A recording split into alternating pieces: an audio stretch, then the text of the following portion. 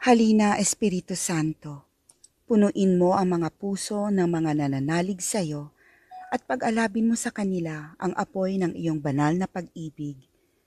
Ipadala mo ang iyong Espiritu at sila'y malilikha at sa gayoy mapaninibago mo ang mukha ng mundo. Manalangin tayo. O Diyos na sa liwanag ng Espiritu Santo ay tinuruan ng mga puso ng mga mananampalataya, ipagkaloob mo na sa pamamagitan din ng Espiritu Santo ay ibigin namin kung ano ang wasto at makatarungan at sa tuwinay magalak sa kanyang pagkilos na nakapagdudulot ng ginhawa sa aming loob. Sa pamamagitan ni Kristo na aming Panginoon. Amen. Amen. Ng ngalan ng Ama, ng Anak, at ng Espiritu Santo. Amen. Okay, so buhay na po no ang ating mga espiritu at kaluluwa dahil nakapanalangin na po tayo. So umpisahan na po natin no. At may nagdalawa na nagtaas, no? Unahin natin si Sister Marites Delphine. Sister. Hello po. Magandang gabi po sa lahat. Yan, ang cute ng kasama mo ate ah. Oo nga po, laging angel to araw-araw. Wow. Bagay, may halo pa. Sana katanungan natin. Bago ako magtanong, meron muna akong i-share. Meron akong na-convince na kaibigan ko na nasa hospital ngayon, may sakit na lupus. Nag-advise ako kasi hindi na siya gaano makapagsalita. Tapos hindi na rin kumakain. Sabi ko, magkumpisal siya at magpatawag ng tawag nito yung sacramento para sa kagalingan, sacrament of healing po. And then siguro mga 2 araw pa lang nakaraan, kagabi parang nagkaroon ako ng retaliation. Siguro hindi lang ako naka-experience nito, kahit siguro sa mga kagroup ko dito sa Punto per Punto, sa Rosary, sa Divine Mercy, meron din. Si Sister Caroline, meron nga din, nag-share din siya sa akin. Matindi yung naranasan ko. Mga 12:00 ng gabi, parang biglang may dubagan sa akin na mabigat.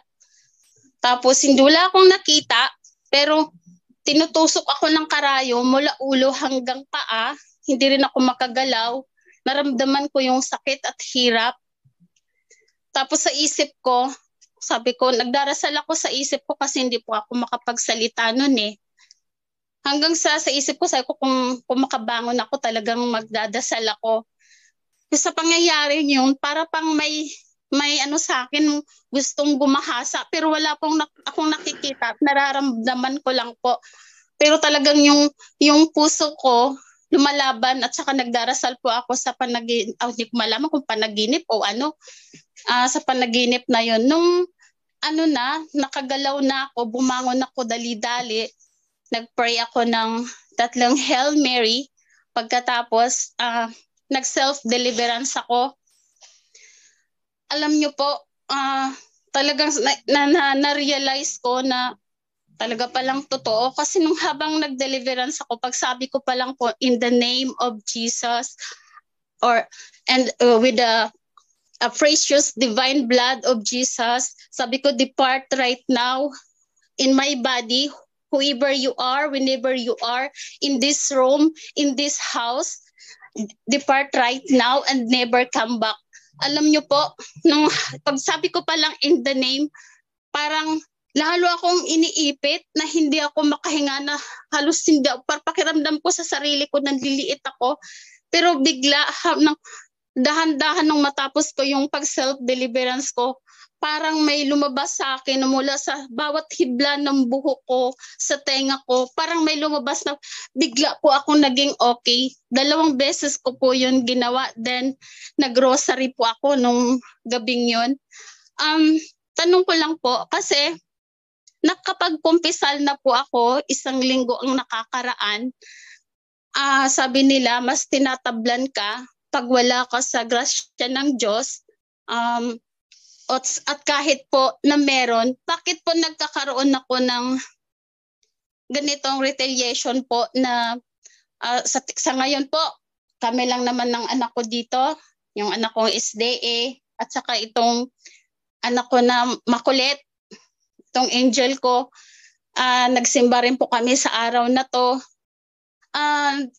Parang sunod-sunod yung retaliation mula nung nanggaling ako sa Masbate hanggang sa pag-uwi ko na itong may na-convince po ako na magpatawag ng pare, mangumpisal siya, tumanggap siya ng sakramento sa kagalingan.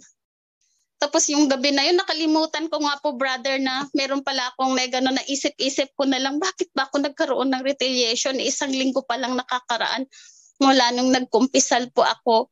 Yan po ang katanungan ko. Maraming salamat po. Okay, no? So, una, bago natin ibigay kay Brotata, no?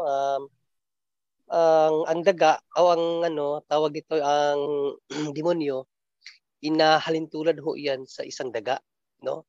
Bakit ho ba daga? Dahil ang daga, naghahanap talaga ng butas yan para makapasok. So, siguro, may part sa buhay mo ngayon na nakitaan ng demonyo, ng bad spirit, kaya ikaw ay napasukan ng retaliation, no? Pero gayon pa man, sister, dahil malakas naman ang inyong faith at pananampalataya sa ating Panginoong Jesucristo, wag ho kayong mag-alala, hindi naman ho kayo mapapaano dahil minsan ipinapahintulutan ng Diyos ang isang bagay na mangyari sa atin para mapahiya ang demonyo. May mga ganon. Pero dahil sa pananampalataya mo, 8:31 ng Romans, ang sabi ni San Pablo, if God be for us, who can be against us? Sabi mo, nakapag-confess ka na. Ibig sabihin, ando na yung sanctifying grace. Supposedly, hindi ka na dapat ma-retaliate dahil you are in a state of grace na. But why is it? Because sometimes God allow things to happen for us to pahiyain ang kanyang kalaban. May mga ganun na pangyayari, sister. So don't worry, no? Dahil sa pagtawag mo naman, biglang nawala. Alam kasi ng Diyos na tatawag at gagawa ka ng paraan para maalis yung retaliation. At sabi mo nga, may lumabas na ano. So sa ganoong paraan, napahiya na naman ang demonyo. So don't worry. So don't worry about that, sister, no? Marcos 16:17, ang sino mang mananampalataya sa aking pangalan, sabi ng Panginoong Jesucristo, ay hindi mapapaano. No, pangako po yan natin Panginoong Jesucristo. Don't worry. Patuloy ka lang sa paggawa sa kalooban ng Diyos tulad ng pangungumpisyon, pagrorosaryo, pagkain ng kanyang katawan. Hindi ho kayo kahit pa ma-retaliate kayo ilang beses, hindi po kayo mapukan sa Tagalog? Hindi ko alam mapukan. Bisaya ka man natin ba? Mabuwal. Hindi ka mabubuhal kahit 1,000 pa ang kaaway sa iyong harapan. Yan ang sinabi sa Salmo. So yun ang aking advice at ibigay ko kay Brotata, kasi parang spiritual yung katanungan mo, no? So ibigay natin sa deliverance minister. Brota? Okay, tama naman yung sagot mo, Brother John Ray. And then takalam din siya na bakit retaliate pa siya na nakakumpisal man siya. Pero ang demonyo, hindi yun mag-surrender dahil sa 1 Peter chapter 5 verse 8, be alert and be on watch, di ba? Dahil po ang demonyo, parang lion, nandyan na sa ating paligid at palaging humahanap ng mabiktima niya. So, siguro, ang pahayag mo na may tinulungan kayo na ma-anointing of the sick. Opo. Yun ba? Okay. Opo. And then, bakit kayo na-retaliate nga hindi naman kayo ang di ba? Ang pari naman yung nag-anointing, di ba? Opo. Okay. So, siguro, hindi lang yun ordinaryong sakit yung na-anointing sa pari. Baka contaminated din. Bakit na-retaliate kayo kung ordinaryong sakit lang yun na-anointing sa isang pare yung tinulungan mo. Pero ganun pa man, kahit pa siguro para sa atin, medyo confident tayo sa ating sarili na naman sa ako sa ngayon, nasa state of grace naman ako. Bakit ako retaliate? Kahit pa, sister, pag ganon nga mga gawain natin, kailangan ang prayer for protection. Ang aking ginawa dito sa amin, gabi-gabi. Yon na alas 6, mag-rosary na, pagtapos mag mag prayer deliverance ko. Ang bawat ang member ng pamilya ko, isa-isahin ko sila sa pag prayer of deliverance. Then pagkatapos yung whole na area ng bahay ko, gabi-gabi mag-deliverance pa ako. Para po kumbaga may tayong kasabihan sa taga sa Bisaya nga aya paredeta manguros og naigo na, di ba? Kailangan mag-protect daily. Di ta magkumpiyansa. Kaya ang yawa, isa lang sa atang share si Don Bosco na 14 hours a day siya nag-prayer fasting at nagpakumpisan sa mga senarista at saka pinayuhan siya ng mga kasama niyang pare na doon, kailangan ka mag-relax dahil baka mababalik yun health. Yung sabi na ang ating katawan kailangan ang pag-relax. Ang sagot ni Don Bosco sa kanyang kasamang pare? Sabihin mo na sabihin mo ng demonyo na mag-relax din sila. Pag relax ako, ang demonyo walang relax. Di ba? Pag sa kuan, pag Bisaya, bagansi ko. Sabi niya. So hanggang abot sa punto na sa 24 hours, 2 oras na lang ang kaniyang pahinga. Prayer fasting. At pinayuhan naman siya, di ba isa na kailangan po kayo mag-relax dahil baka magkasakit po kayo dahil ang ating katawan kailangan ang ma-relax. Ang sagot niya, sa langit na lang ako mag-relax. Sa mga story po niya, nagpamalaan siya na baka may psychotic siya. So dinala siya nabasaan ko lang sa libro ni Don Bosco na dinala siya sa psychiatrist baka na pagmalaan siya sa mga kasama niya. Kung yun ang sagot niya, baka may sakit nito. Psychiatrist, so dinala siya sa psychiatrist. Pag resulta negative po siya, ang dalawang pari nagdala sa kanya, yun pala ang may sakit siya. So, di tayo magkumpiyansa. Kala natin, stress na tayo. Dahil po, ang tao na mga mabuti, makagawa ng kasalanan 7 beses bawat araw. Diba? Okay. Bawat araw, makasala tayo 7 beses bawat araw. Yung mga mabuting tao na. Ano ka yung hindi mga mabuti, di ba? So, kailangan na prayer for protection palagi. Nandyan si Satanas, nandyan lang sa paligid. Umanap yun ng benta o chance ba? Umanap lang yun ng chance na maka-atake sa atin. Yun lang aking masishare, Brother John Ray. Back to you. Salamat, bro. So, Ate Marites, Opo, how is it? mayroon pa akong isang katanungan, bro, para ito sa uncle ko na 85 years old na devoted Catholic po siya. Nung umuwi ako ng Masbate, hindi kami gaanong magkaintindihan at yung pandinig niya medyo mahina. Kailangan ko siyang kausapin kasi gusto ko yung bang part, magpartihan na kami doon sa lupa kasi nabili ko yung isang part ng lupa sa bali sa auntie ko.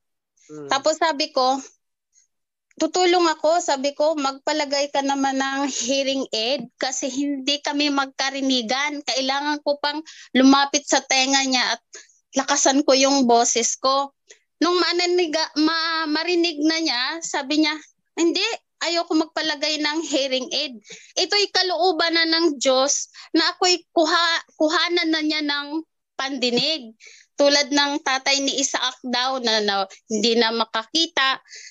Hindi raw siya magpapalagay ng ganon dahil kalooban na ng Diyos. Sabi ko, hindi ba pwedeng, di ba? Sabi ko, kailangan mo ring halimbawa magsimba. Paano maririnig yung sinasabi ng pare kung mahina nga ang pandinig o hindi na makakarinig? Ang sabi niya, nagbabasa na lang daw siya ng Bible araw-araw. Ang tanong ko po, tama po ba yung sinasabi niya na halimbawa, pag tumanda daw tayo, nawawalan na ng paningin, nasisira na yung pandinig, humihina na yung katawan. Tanggapin daw natin yun ng buo sa loob natin dahil lahat daw yun ay kalooban at huwag na daw pong babaguhin. Ano po ang masasabi nyo tungkol dito sa katuwiran po ng uncle ko po? Maraming salamat. Yun na lang po ang huli kong katanungan. Salamat. Kalooban. Iba po ang kalooban, kapatid na Sister Delphin, sa pangyayari dahil sa katandaan. Iba po yun, no? Kasi kung babasahin natin ang kalooban ng Diyos, ng Espiritu Santo, hindi ka magkakaroon ng mga, basahin natin saglit, ha? Kung ano ba ang kalooban ng Diyos. No? Dito sa unang Korinto 12. 1 Corinthians 12:7 to 11 ba yun? Tagalog yan. So, sabi dito sa uno, ngayon tungkol sa mga kaloob. Yan, no? Kaloob ng Espiritu, mga kapatid, ay hindi ko ibig na hindi kayo makaalam. Nalalaman na nang kayo'y mga hintil pa ay naligaw kayo sa mga piping Diyos-Diyusan sa alinmang mga paraang pagkakapatid. So, diretso to sa 7. Sa 7, datapwat bawat isa ay binibigay ang pagpapahayag ng Espiritu upang pakinabangan naman. Sapagkat sa isa sa pamamagitan ng Espiritu ay binibigay ang salita ng karunungan at sa iba ang salita ng kaalaman ayon sa Espiritu. Sa iba ang pananampalataya sa gayon ding Espiritu. At sa iba ay ang mga kaloob na pagpapagaling. Pagpapagaling, hindi pagkakasira ng katawan, no, sa isang Espiritu. At sa iba ang mga paggawa ng mga himala. At sa iba'y hula, at sa iba'y pagkilala sa mga espiritu, at sa iba'y ang iba't ibang wika, at sa iba ang pagpapaliwanag ng mga wika. Datapwat, ang lahat ng ito ay ginagawa ng isa at gayon ding espiritu na binabahagi sa bawat isa ayon sa kanyang bibig. So parang parang contradiction. Yung kanyang sinabi na yung nangyari sa kanya ay kaloob ng Diyos, hindi yan sa kanyang katandaan. No? So, so ibigay natin kay Bro Angel. Ayaw niya magpalagay ng hearing aid. Kasi nga nasa maling unawa siya. Okay. Yun ang problema. Yun ang problema pag nagbabasa tayo ng Biblia tapos aano natin yung ating unawa. Ipapasok natin yung ating unawa sa ating nabasa. Kasi bro, yung kinukuhanan niya ng di ba yung tatay niya, si Isaac, na nagkamali ng panalangin kasi nga hindi na makakita. Sabi niya, hindi na raw siya magpapalagay ng hearing aid kasi kalooban na daw ng Diyos yun dahil sa katandaan niya na mabibingi na daw siya. Hirapan ako makipag-usap, bro. Ay tawag doon. Ang tawag doon ay si Jesus. No? So, bigyan naman natin si Bro Angel at nang maka-great na rin si Bro Angel, no? Kasi kakapasok lang. So, Bro Angel Santos ng Japan. Anong masasabi mo doon, bro, kung tama ba yung sinabi ng kanyang tsuhin?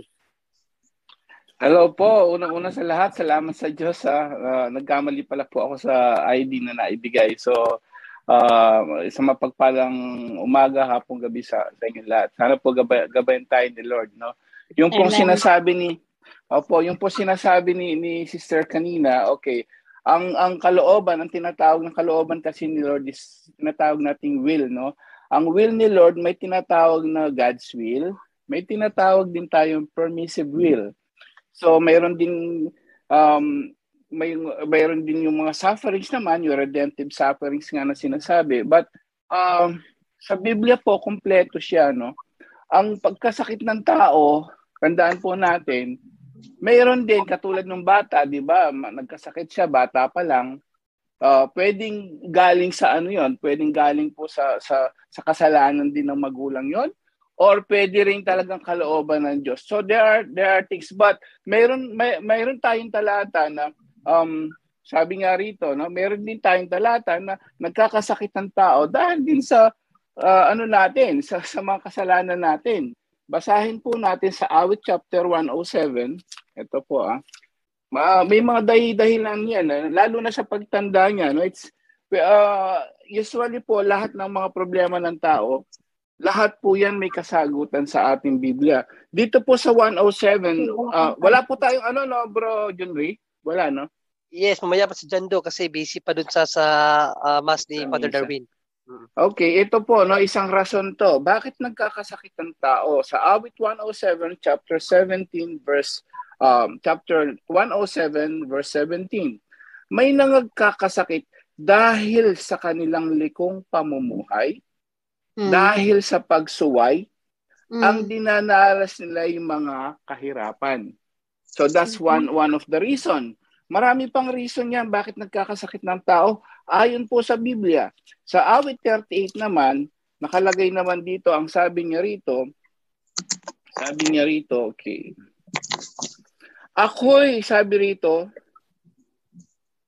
Ako'y nilalagna, okay, Awit chapter 38, tignan niyo po, no, lahat ng manakikinig, Awit chapter 38, verse 2 to 3, sabi rito, ang labis mong galit ay aking dinamdam, sa parusang hatol ako'y ay nasaktan. Sa 3, ako'y nilalagnat sa taglay mong galit dahil sa sala ko ako'y nagkasakit. In other words, sa kasalanan. No, ito po yung mga ayon sa Biblia, no? Mayroon pa ba sa Ecclesiastico chapter 37 po. Dito malinaw halos yung pagkain. Sa Ecclesiastico 37, napakalinaw dito bakit daw nagkakasakit ang mga tao. Ito maraming tatamaan dito. Sabi rito, Ecclesiastico chapter 37 verse 27 to 32. Anak ko, buong buhay mo'y lagi mong alagaan ang iyong sarili. Huwag kang kakain ng anumang makapipinsala sa iyo, sapagkat hindi lahat ng pagkain ay makabubuti sa lahat ng tao. At hindi rin nasasarapan ang lahat ng tao sa lahat ng pagkain. Huwag mong hangarin matikman ang lahat ng pagkain. Ayan, mga matitigas ang ulo. At huwag kang magkakalabis sa anumang ihain sa iyo. Biblical po, no? Nakapagkakasakit ang pagkain ng labis at ang katakawan ay naiuwi sa sakit ng tiyan. Marami na ang namatay sa katakawan. Iwasan mo ito at hahaba ang iyong buhay. Ang salita ng Diyos. Malinaw po yun, no? Ecclesiastico chapter 37 verse 27 to 31. So, yan ang mga iba-ibang dahilan na pwedeng magkasakit ng tao. So, kung pag-isipan natin, unang Korinto chapter 3 verse 16 to 17 naman, napakalinaw doon, tayo ay templo ng Diyos. Parurusahan daw, sabi ng Biblia, no, ng Diyos ang sisira sa kanyang templo. So in other words, ang lahat, halos lahat yan, kung titingnan mo, lahat po yan dahil sa kasalanan natin. Katakawan, labis na yun nga no, yung pag-abuso sa katawan, at lahat po hindi rin dahil sa katandaan. Dito po sa Japan umaabot ng 80, 90 plus, malalakas pa di po ba? So wala rin din yun, nasa pag-aalaga rin ng katawan. So kung gusto mo rin pwede rin. Ecclesiastico chapter 38 verse 9 to 10, pagka daw ikaw nagkasakit, may solusyon ng Biblia po diyan, kompleto. Sabi doon, magsisi ka, magbalik loob ka, at ikaw ay gagaling sa iyong karamdaman. So yun lang po ang kasagutan natin. Maraming salamat po. Yun, maraming salamat po, Angel, napakalinaw ng iyong kasagutan. So, Ate Marites. Opo, sige okay po. Yan. Okay, salamat Ate Opo, Marites. thank you. Arigato gozaimasu. Arigato gozaimasu. Hi. Dito tayo kay Mario Granada. Paki-unmute kapatid. Bro Jonre. Yes, kapatid. Tay, basta. Wala naman akong maitatanong kundi nag-resign lang ako para mag-congratulate sa iyo. Ang galing okay, mo. Maraming salamat po. Marami to God be the glory. To God be the glory po. Sige, salamat. Sige. Maraming salamat po pala sa lahat ng nagbati ng pasasalamat sa akin. Hindi po sa akin yung karunungan na yun. Salamat sa Diyos. Sa Diyos po lahat ng kapurihan. Amen. Amen. So dahil nag-congrats lang pala si tatay, no? So dito tayo sa ibang nagtanong. Si Banggues Rinan. Unmute kapatid. Magandang gabi, bro. Yes, bro. Magandang gabi. Okay, bro. Ang tanong ko bro, itong nakasagutan ko sa messenger. Oh. Sabi niya, bakit daw inisika ng pare yung yung kabaong ng mga patay natin? Pag-ibig. Bakit daw? Hindi naman ginawa ng mga apostoles daw yan. Oh. So yun ang tanong mo? Yan bro. Okay, sige. Bro Ta, may idea ka ba doon bro Ta kung ano ang katuruan ng simbahan? Bakit may pagbabasbas sa mga kabaong ng mga namatay? Okay, tingnan muna natin ang talata, Brother John Day. Patungkol ikaw na lang magbasa dyan bro Ta kasi wala tayong tagabasa. O tingnan muna natin kay hindi natin nakalimutan natin yung specific na talata para pagbigay ng support sa yung lalo na yung responso sa atin, di ba? Sa mga tradisyon natin panahon po sa All Souls Day. Yan ba ang ibig sabihin na ang kabaong or pati yung mga puntod, pati yung panahon sa mag-funeral mass, isingan yung kabaong ng patay, di ba? So, sandali lang, atin munang tingnan nating guide, Brother John Ray. Pakiuna muna ni Brother Angel ay susunod lang ko. Okay. Mamaya, pag makita natin yung specific na talata. Okay, so Bro Angel, ano mo doon? Okay, alam niyo po, traditional po yan noon pa. Biblical po yung alam niyo po ba, even salt. Alam niyo po kasi ganito yan, no? Ang holy water na pambasbas, ang holy water ay mixed with salt, yung rock salt yan. Even sa Old Testament pa lang po, napaka-holy na yung mayroon tinatawag silang salt and holy water na minimix at tapos pinagbabasbas po. Ngayon, mayroon akong mga talata rito, pero ang problema, wala tayong ngayon. Sa KJV, sa 2 Kings chapter 2 verse 19-22, wala lang po akong King James version. Ako meron bro. Ano yun bro? Second Kings chapter 2 Kings, verse 19-22 po. Ito po, minix nila yung salt and water para maging holy. Second Kings, saan ba yung Second Kings? Yan, Second Kings chapter 2 po, 2 verse 19 to 22. KJV. 22. Up to 22. Okay. So 19 to 22 ito ang nakasulat, no? Saan ba? 19. Ito. And the men of the city said unto Elisha, ano pala ngayon, no? Ang pala natin ngayon, ang Salmo. Elisha, yes. About Elisha, ang first reading. Gospel. Ang first reading. And the men of the city said unto Elisha, behold, I pray thee, the situation of this city is pleasant, as my Lord saith, but the water is not, and the ground barren.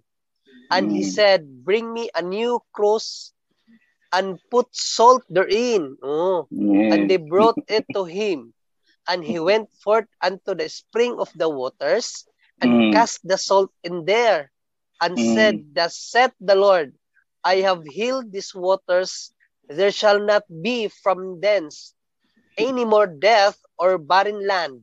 So the waters were healed unto this day, according to the saying of Elisha, which he spake. Ayan po, brother, ibigay mo yan, ha? 2 Kings chapter 2, verse 19 to 22. Ano ba yung ginagamit nila? Holy water. Ano yung holy water? It's a mixture with salt and water. Yan po, biblical. Hinahalo yan. At ang Diyos mismo, narinig mo, yung water na talagang marumi yung mga water, binigyan ng salt. Healed. Ibig sabihin, naging banal, naging malinis ang water. Gusto nyo, pag tinanong ka, mayroon bang exact word for word holy water? Yes. Salitang holy water, Numbers chapter 5 verse 17 po. 5:17 ng Numbers. KJV din po. King James Numbers 5:17.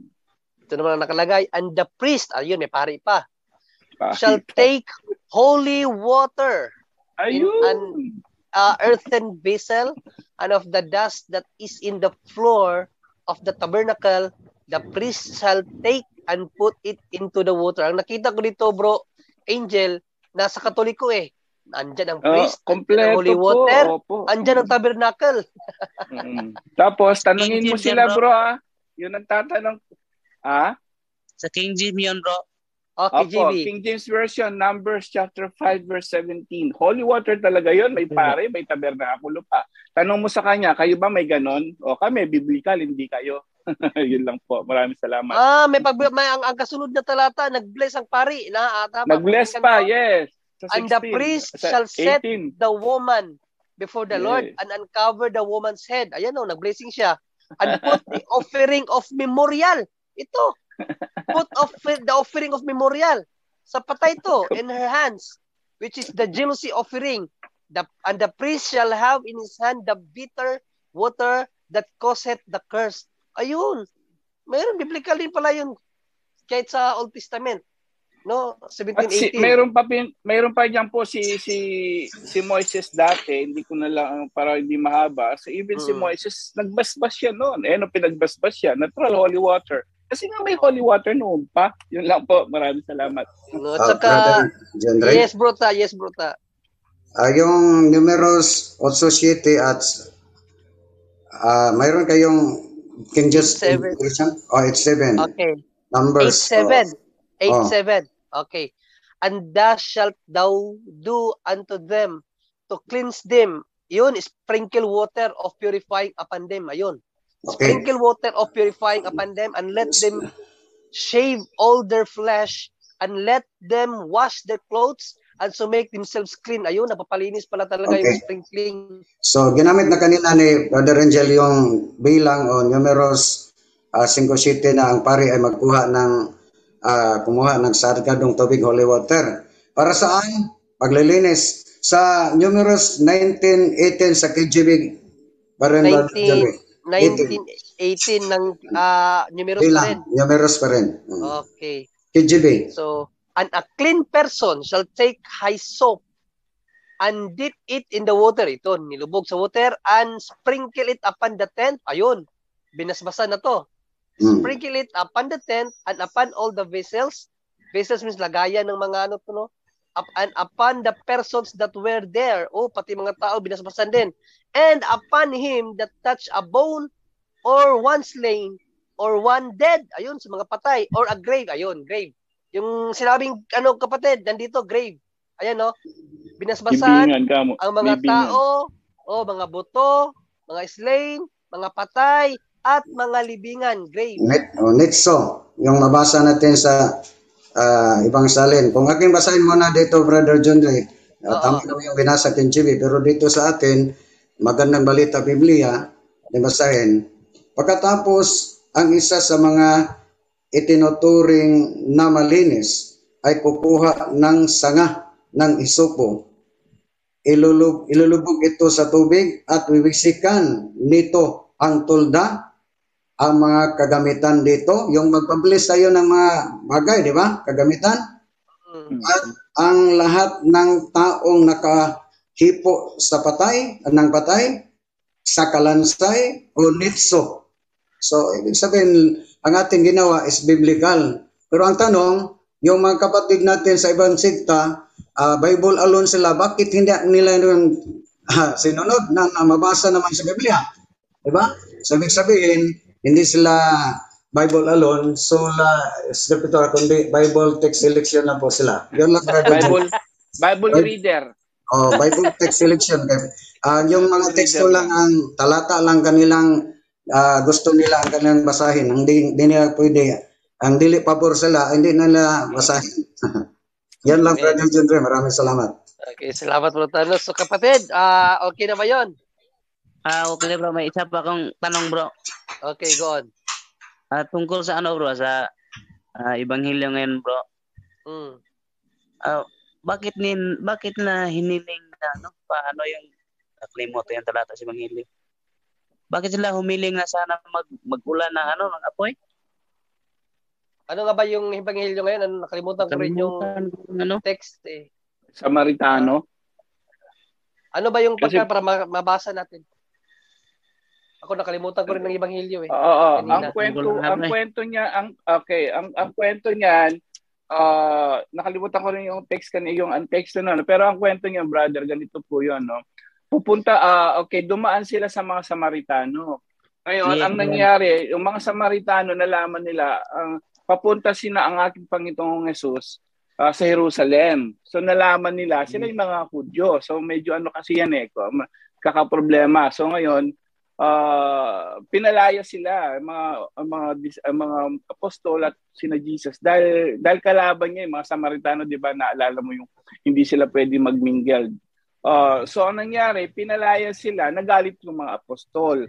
Kaya nag-request sila, pwede ba parusahan na natin 'yan. So parang alam mo yun, dinidiktahan si Jesus.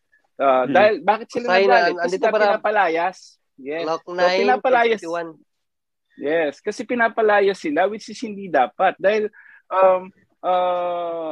sa sobrang galit ng mga apostol, siguro nagmamayabang. So kaya inano sila ni Jesus na hindi ako dumating dito para nga parusahan yung mga tao.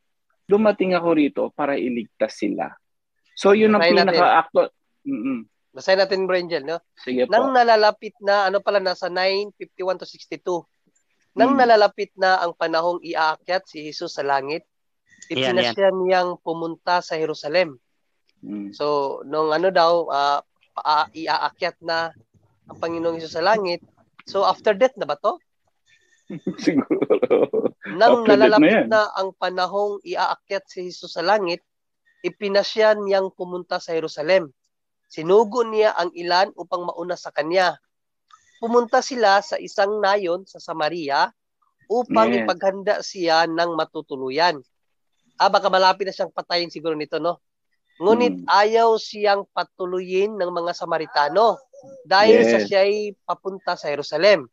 Nang malaman ito ni Santiago o Juan, sinabi nila, Panginoon, payag po ba kayong paulanan namin sila ng apoy upang sila'y matupok?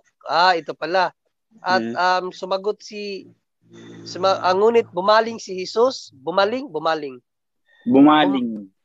si Jesus sa kanila at sila'y pinagsabihan at nagpunta sila sa ibang nayon. Ito pala, no? So, ang mga apostol pala nagsabi na paulanan namin sila ng apoy. So ngayon, tingnan natin ang komentary nito, bakit sinabing paulanan ng apoy, no? Hindi tayo magbigay ng sarili nating unawa kasi wala tayong karapatan. So nasa pala siya. Nang malaman ni Santiago, payag po ba kayo, nasa 54. 9:54, tingnan natin ang komentary nito sa Hidax, no?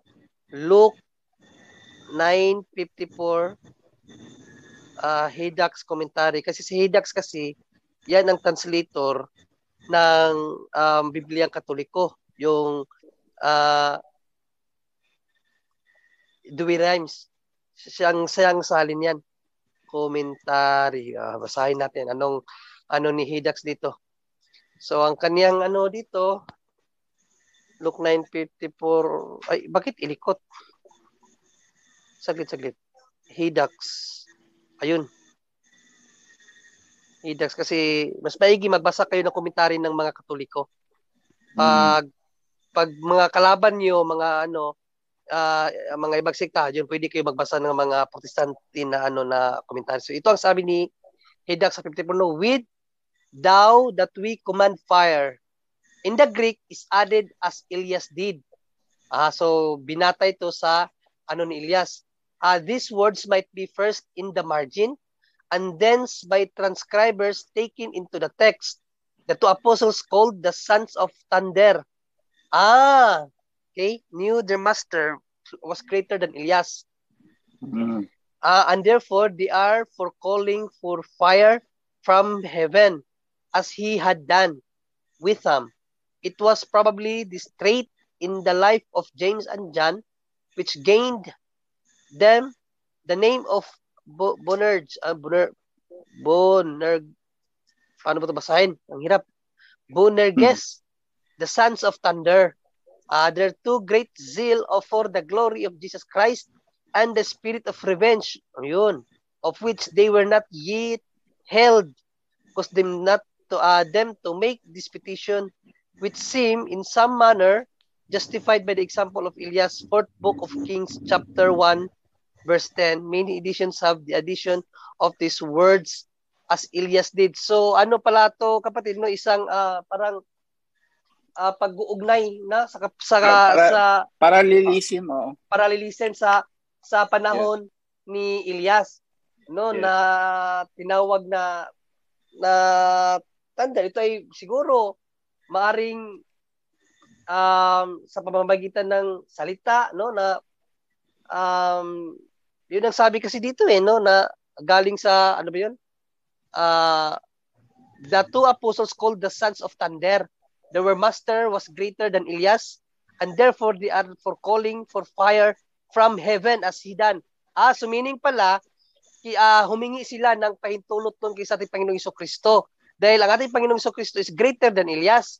So parang humingi sila ng permiso na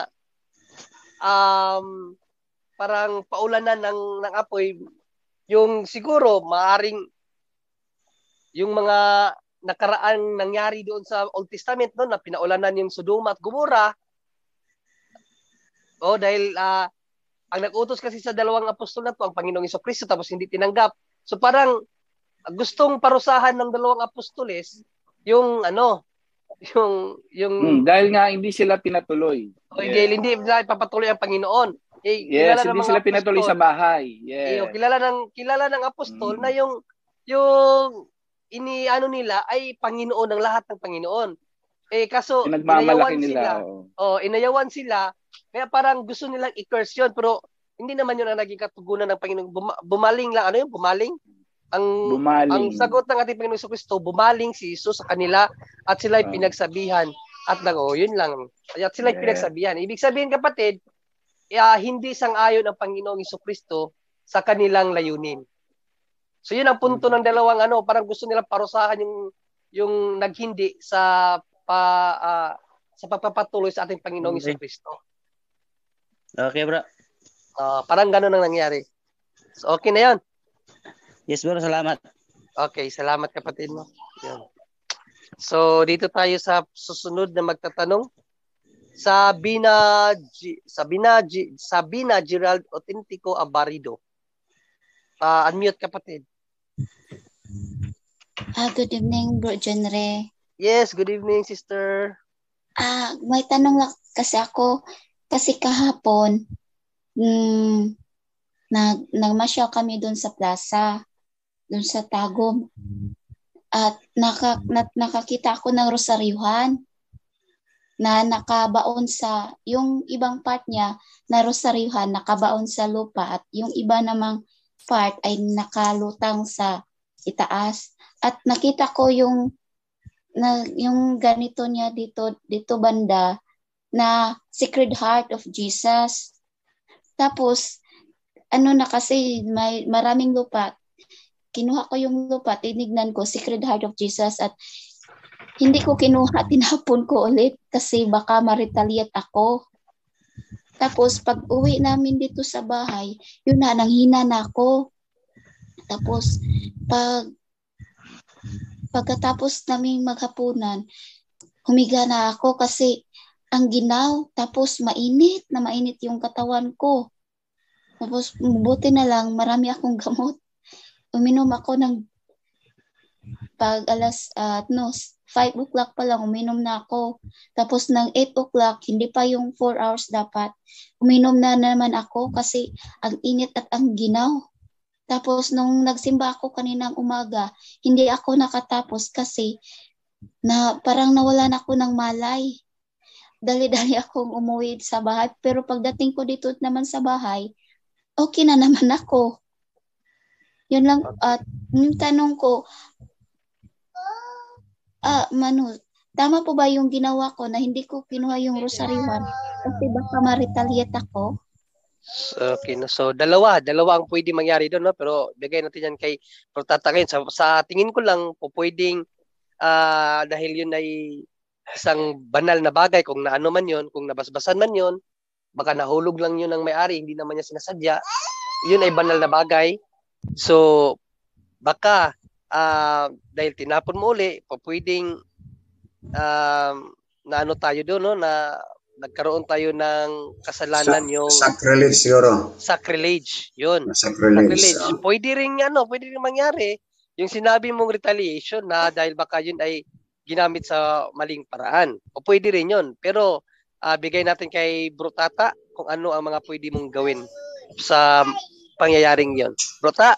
Okay, maraming salamat. Pag tinignan natin ang makapulo tayo ng isang rosaryohan, tingnan natin kung ay naturang rosaryohan sa tanik ba or yung nakita mo, wala naman kayong nakita na ahas, di ba? Sa Sacred Heart of Jesus, ganito, para dito, sa aking nasking kamay. So dapat hindi yun mo tinapon dahil hindi naman yung may tuturing nating demonic, satanic na rosaryohan. Wala namang ahas. Ganito lang sa akin. And then, maliban dyan, pwede to hugasan mo, linisan mo, then kung pwede, may pagkataon i-publish mo kahit dito sa online. Dahil isa sa mga isinurrender dito sa amin na imahe po ni Mama Mary, yung mediatrix na imahe, at tagapagadayan po ang nag-surrender dahil po ang nagbigay ay ang isang yung isang albularyo. Ibig sabihin ko secretary sa albularyo, diyon ni surrender. Hanggang ngayon nandun pa sa aming office sa deliverance office namin dahil pag tapos na kinas out ni Brother Rendell, hindi na namin kinas out naman Brother Rendell at nag-renounce na din ang yung may-ari, yung nabigyan ng galing sa albularyo. So hanggang ngayon nandun sa ginamit na namin ang naturang imahe ni Mama Mary sa mediatrix na sa aming office sa deliverance dito sa Osamis. May pagkakataon na ang isang pusis na nandun namin na process, palagi siyang hindi siya makatingin sa sa imahe ni Mama Mary. Pagkatapos na normal na siya, tinanong namin siya, bakit hindi niya makatingin sa ano pang sa Tagalog yung silaw, Brother Jundri, ang kanyang mga mata? Nanilisik? Silaw? O silaw? Naglilinas. Silaw pa rin. Parang naglilinas ng apoy. Nagsisilaw, ang kanyang mata. Silaw ang kanyang mata. Hindi siya kayang tanungin at tingnan, eye to eye siya sa So galing yun, pero nag-cast out ni Brother Rendell, so pinayuhan ko siya, kung pwede Brother Rendell, hindi na natin yun itapon, bagay, lagay doon sa na-cast out naman yun, di ba? Nakuha na, di bali, na-break na yung consecration mula sa albularyo, so ginamit namin. So ang mas maganda siguro, depende yun, baka gikan, mula yun sa, kahit pa nakita mo Sacred Heart of Jesus, pero mula yun, galing yun sa albularyo, ibig sabihin, consecrated yun sa albularyo, baka yun ang dahilan na na-retaliate ka, kaya baka psychological lang po, di ba? Dahil bro Tata. Para sa kalaman na lahat, karaming nakikinig ngayon, pagka ganyan na sitwasyon, para sa lahat ng mga tao, kasama na tayo doon. Paano natin malalaman po 'yon na anong gagawin nga naman? Kasi paano mo malalaman na sa albularyo yun, o blessed yun, o sa demonyo, o paano po natin malalaman? Halimbawa nga naman, kahit ako, makakita ako sa daan, paano natin malalaman kung ito'y galing sa albularyo o demonyo, or sagrado, or nahulog lang, na bless pala? Paano po kaya yun? Okay, kung para sa akin, kung halimbawa ako nakakita, aking yung linisin ko yun at aking bless sa pari at sa aking i-cash out para masiguro po, di ba? Hindi natin alam kung saan galing, di ba? Pag tingnan natin, isa namang rosaryohan na hindi demonic o hindi satanic na rosaryohan, so pwede natin gamitin natin. Baka sa atin lang, baka ipinahintulot ng Diyos na kayo makakita nun para po nimo, di ba? Dahil po tinapo na. So, yun. Pero para pa siguro, pag tingnan natin, naman yung satanic na rosaryohan, so kung di, ipa-bless natin ulit, at saka kung pwede, ating ikakas out muna para siguro at ipa-bless dito sa online blessing, Father Darwin. Yun lang, para masiguro. Di naman po yun may tuturing natin satanic na rosaryohan, di ba? Wala pong danger doon. Halimbawa, lang po, satanic siya or ano.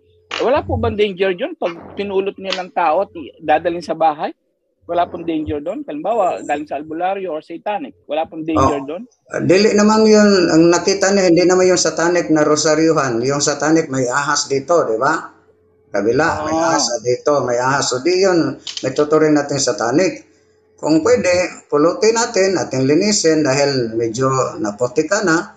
So ating publish at saka kung pwede, ating i-cast out. Cast out? Paano po i-cast out? Layanin ng Holy Water? Gamitin natin yun. Pwede tayo na mag-cast out. Pero sa publish, ang pare. I-publish natin yung pare. Online blessing. Pero pwede tayo lang personal mag-cast out. Gamitin natin yung prayer ni deliverance ni Father Sikia sa pag-cast out. Yun lang, para siguro. Hindi natin saan yung galing. Pero sa Bisaya pa, anugon man, di ba? Sacramental sin sacrilege man o ating ating i-dispatch sa sacrilege yun. Hindi po, ang tanong ko po yung yung halimbawa lang po na sa satanic siya pala hindi natin alam, pwede nga o albularyo. Wala bang danger na dalhin mo sa bahay yun? Halimbawa lang po halimbawa lang satanic siya or albularyo. Opo. Hindi natin may tuturing satanic dahil hindi naman yun may anghasa. Ang satanic specific may anghasa dito. Pero kung para po masiguro tayo, para ating i-cast out muna at i-publish. Parang hindi po tayo peligro, di ba? Ang point ni Bro Tata, pag nakita mo yung isang bagay na halimbawa yung rosaryo na nahulog, kung walang ahas, ibig sabihin hindi yun satanic. Parang specifically, yung satanic rosary, may ahas. O, kung nakita mo yung isang rosaryo na wala naman siyang ahas, so therefore, hindi siya satanic, then, pwede... Saan nakalagay yung ahas nun, Bro Tata? Bro Tata, saan daw nakalagay ang ahas? Saan nakalagay yung specific? Hindi pa nakakita na satanic rosary. Saan po nakalagay yung ahas nun? Dito sa magkabila, brother, at dito sa nakita niyo aking rosaryuhan? Dito, magkabila, sa kaniyang vertical, di ba? Horizontal, dito. Sa may crucifix mo, Bro Ta? May crucifix. May crucifix mismo, may ahas dito. Nakapulupot. Dito. At dito sa ibaba, may ahas pa rin. So, yan, satanic rosary. Satanic. Yung nakalagay is yung ahas. Pero kadalasan yung satanic rosary is luminous. Yun, parang ganito, luminous. Salamat pala ako ni Sis Raya. Siya po ang nagpadala sa akin ito si Sis Raya. Galing pa sa Hong Kong. So, yun. Pag satanic rosary, huwag mong pulutin. Pero yung nakita mo may Sacred Heart di ba? Bro Ta. Ayun, sige, pakita natin tong satanic rosary. Inano talaga ng CBCP pala. Para makita natin.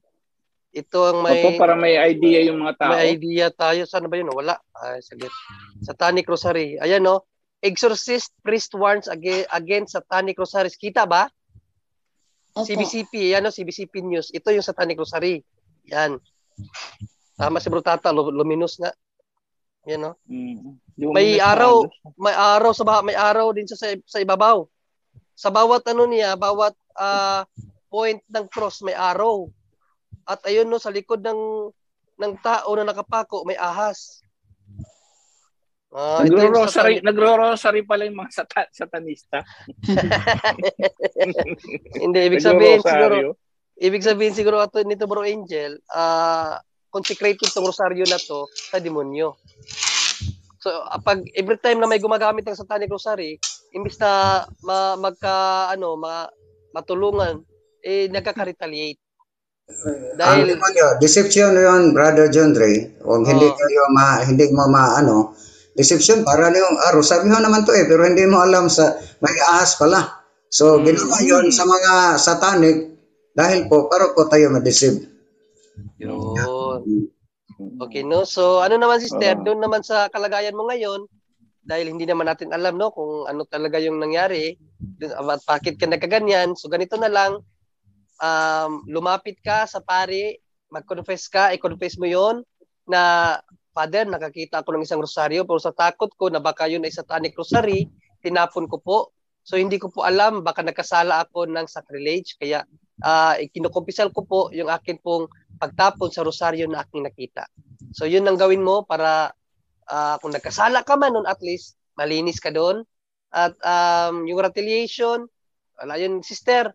Kung sabaga, parang ano lang yun, parang kagat lang ng langgam yung mga retaliation sa atin, huwag yung katakutan, hindi naman yan nakakamatay, no? Ano lang sa atin yan ng Diyos minsan para maniwala tayo na andyan talaga ang mga demonyo. So yun lang, pagdasal ka lang, sister. Tama po si Brad John Rick, sister, no? Kasi pag kung yun na-bless, bless po yung rosary nyo, tinapon nyo, mga holy image po kasi, sacrilege po talaga yon kung natapon nyo na halimbawang ano yon, blessed po. So tama po si Bro Junior doon, i-kumpisal nyo po para mas magkaroon tayo ng peace of mind. Kasi sacrilege po talaga nagtatapon ng mga holy image, lalong-lalo na po yung nabasbasan ng holy water. Opo. Yes, no. So sister? Thank you po. Okay. So, wag ka lang mag-alala, sister, no? Salamat at lipat tayo sa ibang nagtatanong. Kay Sabina yung nagtanong kanina, no? Sabina yon. Oh, wala na siya. So dito to kay Huawei Wi-Fi Prime 2018, paki-unmute kapatid. Kapatid na Huawei? Baka hindi niya alam na siya ayun na yun. Hello. Yes, magandang bro. Gabi po. Magandang gabi, bro. Magandang gabi mga brad. Okay, yes. Anong katanungan, kapatid? Hello? Yes, bro. Brad, itatanong ko lang po yung may napanood ako na episode kay Father Darwin doon po sa debate nila sa Eucharist. Yung merong pinakita sila na science, ano ba yun? Study na nagpapatunay na totoo talaga yung hindi yung science study. Hindi yung science study, scientific investigation, hindi study. Investigahan. Ayun po yan. Yan po yan, sir. Opo, yun po yun, Brad. Ang tanong ko lang po, doon kay Moises pa yung paghati niya sa dagat, kung meron po bang scientific na ano din doon na nangyayari talaga yon sa Biblia po, na maiugnay natin na nangyayari talaga. Yes, no? Actually, kung mag-aral tayo ng exegesis, no? Pag nag-aral tayo ng exegesis sa Biblia, madadaanan yan yung pag-imbestiga ng mga scholar, mga theologians sa lahat ng kaganapan dyan sa Biblia. Kaya wag kayong kung makapag kayo ng theology, may binabanggit sa Biblia na myth na parang chismis lang. May mga ganun na ginagamit na term sa theology. Pero hindi yung ibig sabihin na myth yan ay hindi na totoo. Totoo lahat yan na nakasulat sa Biblia. No, pero ang tanong mo dahil doon kay Moises, mayroon ba yang pag-aaral? Meron. At napatunayan yan dahil ang mga nagsuri niyan, pinuntahan yung dagat na sinabi sa Biblia, sinisid yung ilalim at nakakita doon ng mga karawahing ginto. Ano ba yun? Yung ano ng karawahi nga, di ba? Yung sinasakyan nila nung nilahabol nila si Moses. Nakitaan doon, marami at maraming buto. Kaya isa yun sa dahilan na pinaniwalaan ng mga theologians, ng mga nagsuri na totoo at nangyari yung sa kapahon-nahunan ni Moses, maging si Haring Ramses, no? Kung sino ba yan?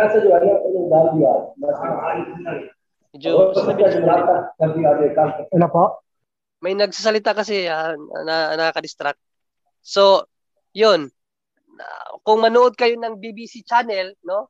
Nung inimbestigahan yan, tiningnan kung tunay ba talagang umi-exist yang yung nakalaban ni Moises, si Paraon, no?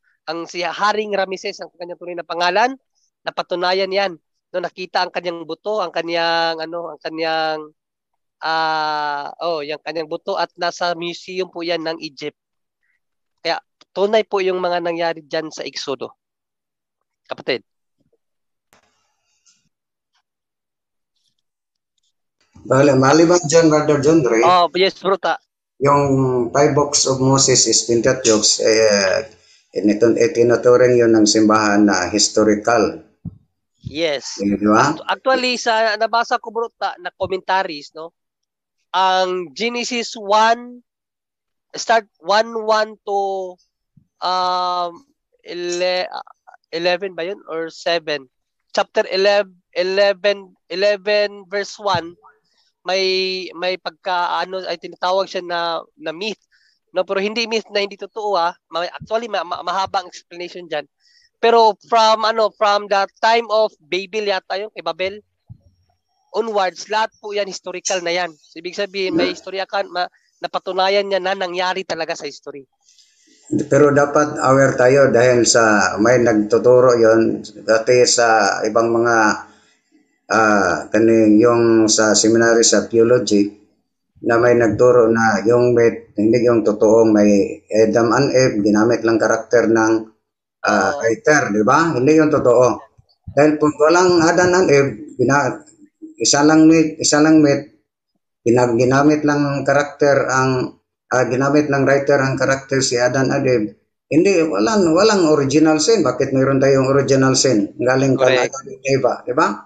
Sa totoo. Pero ang dagat na divine intervention na yun, hindi yung kapangyarihan ni Moses, divine intervention dahil ang Diyos ang naggabay nila para po sila wala namang hindi magagawa ang Diyos eh. Okay, so kapatid, is mga propeta, sa inspired word of God sila po ang ginabagayan ng Panginoon Diyos. Yun lang, pero yung pangyari sa Sodoma Gomora, yung sa lunok ni totoo yun, di ba? Pati na yung mga hindi lang yung mga Bible scholar, pati yung ilan ka mga yung Brother John Ray, yung mga scientist, di ba? Yes, bro. Pati yung sa mga Discovery Channel. Yes. Pinalabas yun sa Discovery Channel na totoo yung nangyari panahon sa ni Moses, di ba? So yun lang. Pero pag Biblia, nga lang ating tanggapin at Biblia na yun eh. So yun lang, Brother John Ray. Maraming salamat. Salamat, bro. So kapatid na nagtanong, okay na ba yun? Na-mute siguro ni Huawei. Unmute ulit, bro. Sige po, salamat po. Yes, salamat kapatid, no? So, dito tayo sa iba kay Rusa. Rusa, RUSA. Unmute.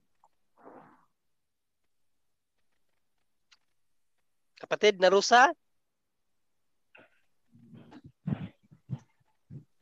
Kapatid na Rusa?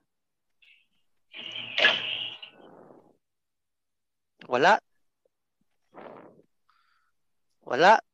Ulitin natin. Kapatid na Rosa, paki-unmute. In 3, 2, 1. Okay, so wala. Bro Arnel. Magandang gabi, kapatid. Paki-unmute. Hello po. Yes. Last, kapatid, clear. Loud and clear. Unang-una po, pinabati ko po ang mga punto per punto stop. Kaisa po, unang-una po kayo, Bro Junri. Brother, salamat kapatid. Sa lahat ng bumubuo, hindi ko po kabisado lahat ng pangalan nyo at yan po. Yung mga tanda ko lang po. Kay Bro Jando, kay Bro Dens, kay Bro Wendell Talibong po, at kung nandito po si Padre Darwin, yan din po. Dito din si Bro Angel Santos. Si Bro Angel Santos din po. At si Bro Romel Palma. Si Bro Romel Palma. Ayan po. Bro Tata Rosal. Ayan. Pero nakalimutan mo ang pinaka-importante sa lahat, bro, si Bro Jando. Nabanggit niya. Nabanggit ba? Sige, ko narinig. Sige kapatid, anong tanong? Okay. Ayun po, magtatanong po ako kasi po isa po ako dati sa parang matatawag na katolikong patay. Pero buhay humihingi. Kasi po, ang tawag dyan, kapatid, nominal Catholic. Nominal. Ganun po. Oo. Kasi po, kwento ko, pwede po munang ano po ko ng konting background sa aking sarili. Sure. Wag lang sobrang haba, kapatid, kasi marami pang magtatanong, ha? Okay lang.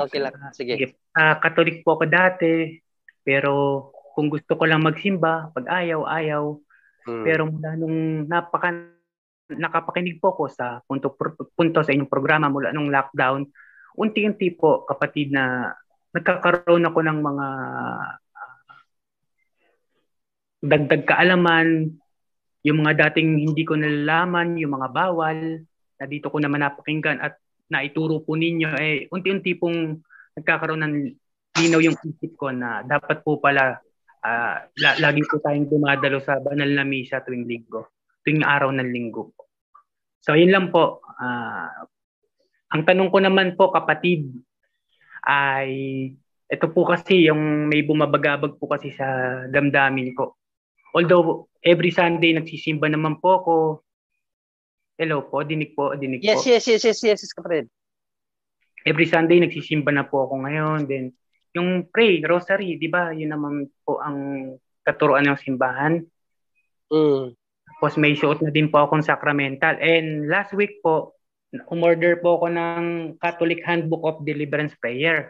Kaso hindi ko pa po alam gamitin. Paano po ba siya yung proper gamitin? Yan po yung una kong tanong.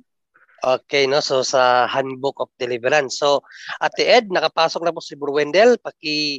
Co-host po si Bro Wendell at ibigay natin kay Bro Wendell ang katanungan. At may isa pa po akong itatanong kay Bro Wendell. Ito ay galing po sa ating mga masugid na tagapanood, no, na gusto niyang malaman yung sagot. Bro Ed? Bro Ed, Ate Ed pala. Ay, Bro Wendell pala. Hello, Bro John Ray. Yes, Bro Wendell. Good evening. Lahat nating mga kapatid. Okay. Paano po ba gagawin yung nasa handbook? No? Una, mas mabuti talaga na pagsikapan natin, we are in the state of grace. So kung ibig sabihin, lahat ng mga mortal na kasalanan ay na ikumpisal natin. Sundin natin yung role of life, yung cares, confession, adoration, rosary, and Eucharist. At gamitin mo lang yan sa loob ng pamamahay mo. Yun po, kapatid. Opo, nasagot po ang una kong katanungan. Salamat po. Pwede pa po magtanong uli. May sure, kapatid. Okay. Okay po. Pangalawa ko naman pong katanungan. Ganito po kasi, parang nagkaiba po yung paniniwala namin. Mula nung nalaman ko po yung mga katuruan ng simbahan, ipinagtatanggol ko na po at isineshare ko din po sa bawat member ng aking pamilya.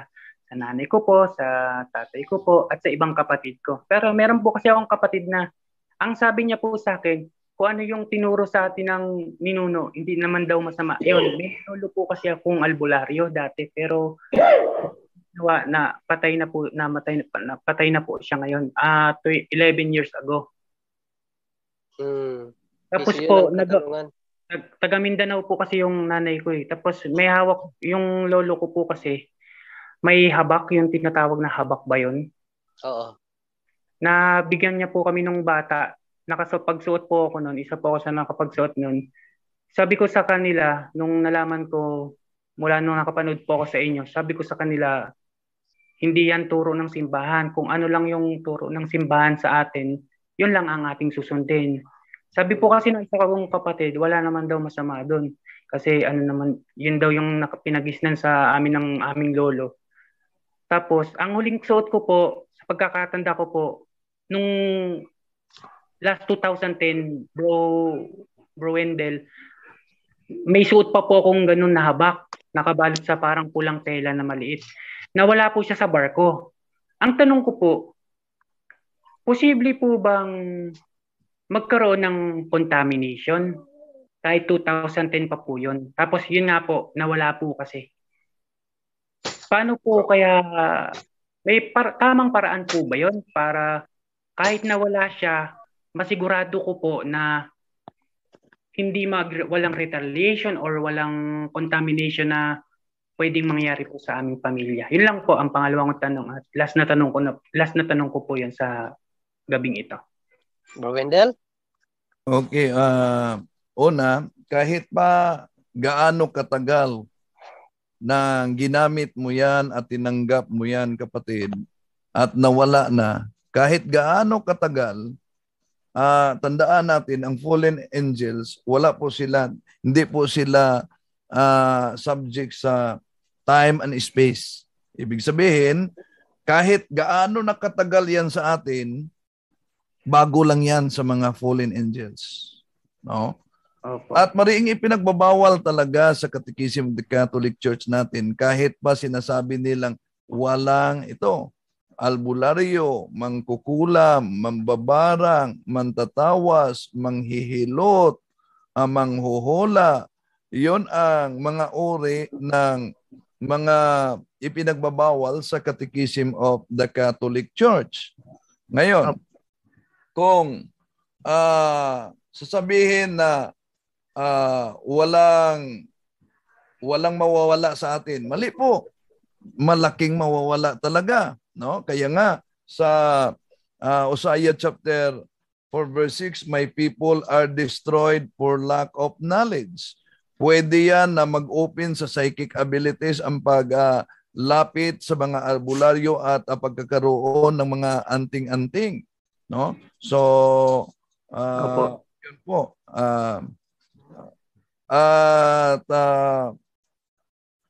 Mariing ipinagbabawal talaga yan dahil ang pagkakaroon ng anting-anting bilang isang Kristiyano, tayo'y nabinyagan sa pamamagitan ng binyag, tayo'y may connection sa supernatural world, sa sanctifying grace bilang Christian. Ngunit, kung tayo'y sumangguni sa mga tinatawag na occult practices, tayo'y may connection sa preternatural world. Iyan po ang mundo ng mga fallen angels. No?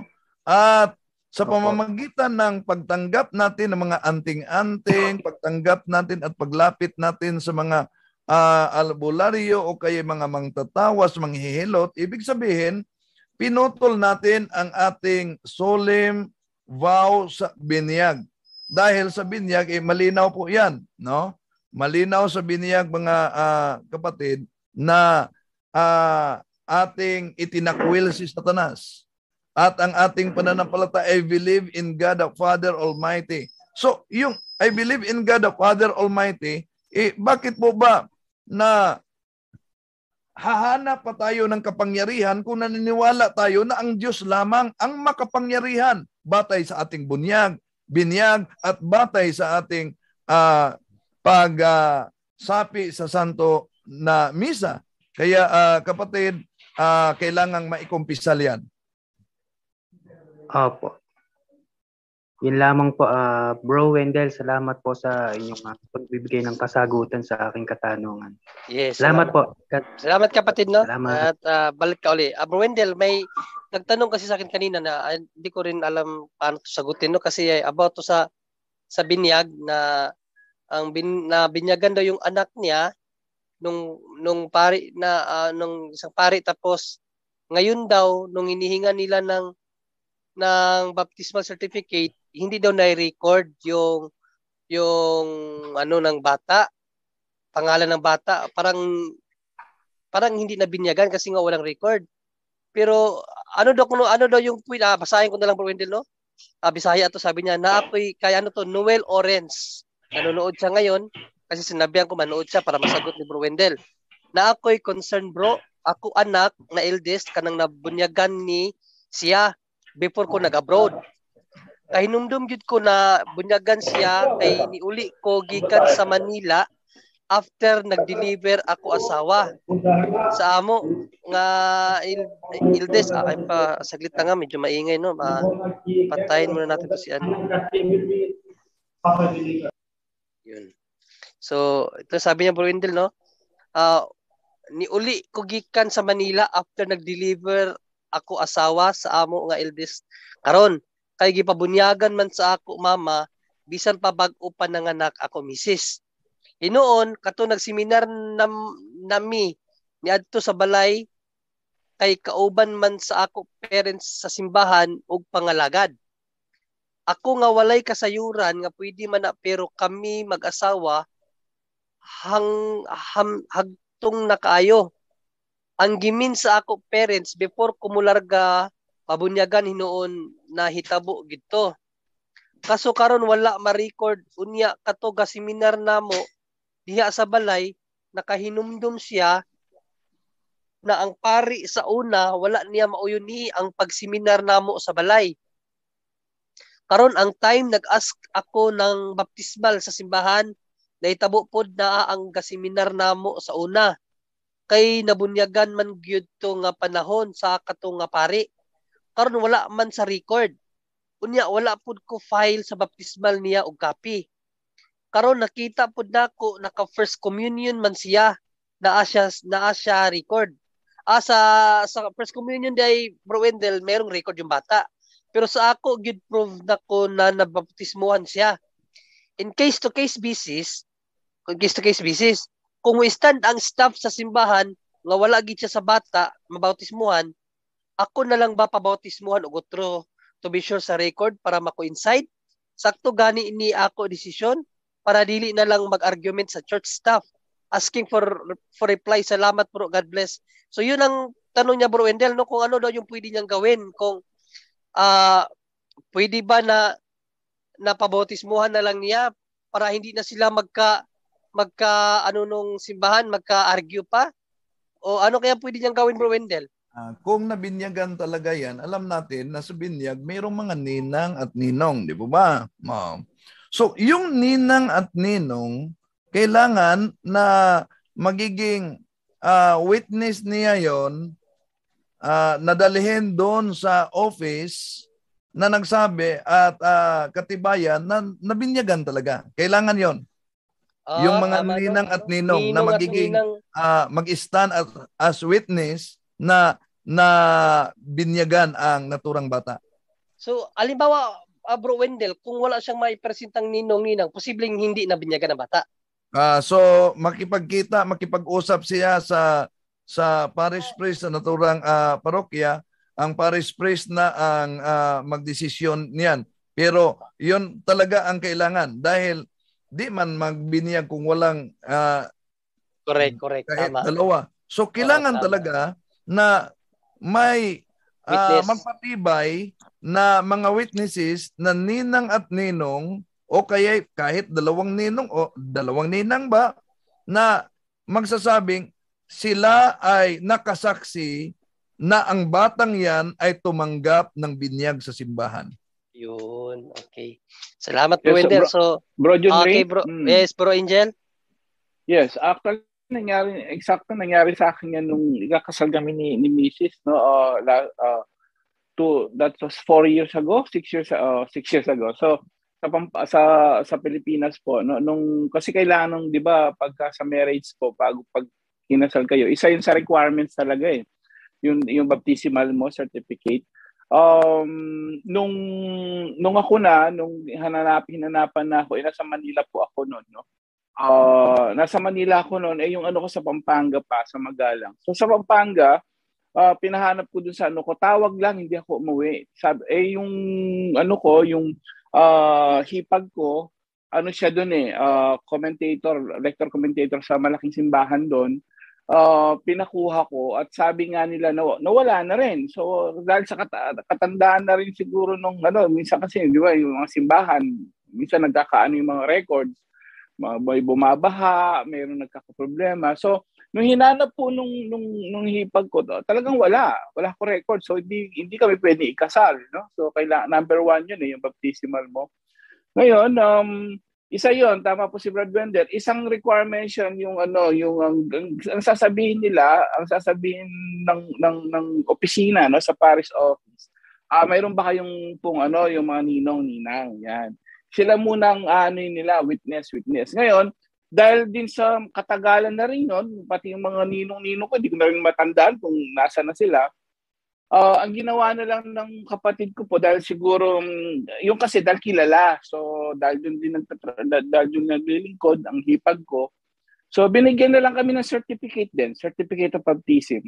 Hindi na kinausap yung pare, yung sa parish priest kasi kilala naman yung hipag ko at yung family namin sa Magalang. Ganun lang kasimple, hindi na nag-present ng ano, pero sa situation niya kung hindi sila kilala, hindi masyadong mapagkiusapan. The only thing, yan nga, totoo yun, kung walang witness, unang-una dyan witness muna, hanapin po yung ninong. Pag wala talaga, pag wala po talaga ninong-ninang na ano, minsan nag-abroad na yan o ano, nakalimutan na. Ang next po, kausapin po yung yung pare. It's either bigyan ng certification na lang or kasi kung mayroon ng confession yan, that means mayroon ng kumpil yan.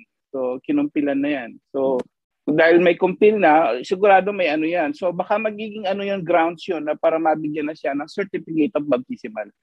Subukan niyo po yun. Sabihin niyo na nag-confess na siya, nagkaroon ng first communion, nagkaroon na siya ng confirmation, kumpil. So, yun po magiging grounds nun. Yun po ang sabihin nila sa pare. Para baka sakaling from there, hindi na bibigyan na kagad ng certificate of kahit yung certification lang of baptismal. Yun lang po. Maraming salamat. Salamat Bro Angel, salamat Bro Wendell, no? So kapatid na bro, yes bro Wendell.